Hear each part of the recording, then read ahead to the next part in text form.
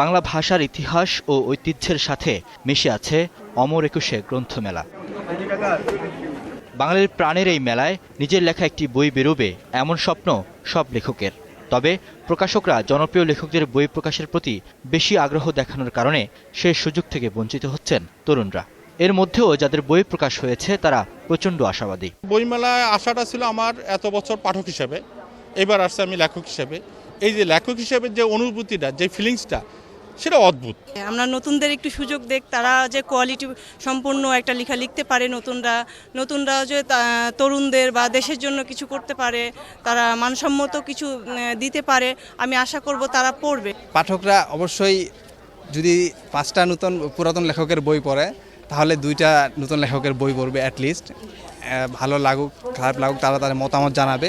নতুন লেখকদের বইয়ের প্রতি পাঠকদের আগ্রহ একটু কম হলেও তাদের বইকে ছোট করছেন না পাঠকরা।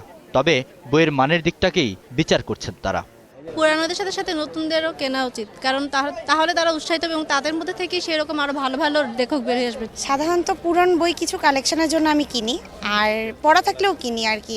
আর নতুন বই হচ্ছে আমার লেখার স্টাইল যার পছন্দ হয় তার বইটা পড়ি। কেবল জনপ্রিয় লেখকদের বই প্রকাশের দিকে বেশি বেশি আগ্রহ এমন অভিযোগ অস্বীকার করে প্রকাশকরা বলছেন, নতুন লেখকদের বইয়ের প্রতি পাঠকের আগ্রহ বাড়ানো উচিত।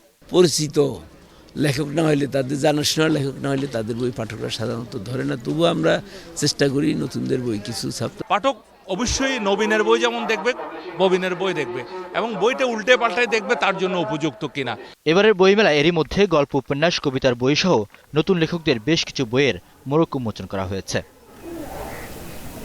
রিয়াজ সুমন, 21 টেলিভিশন, ঢাকা।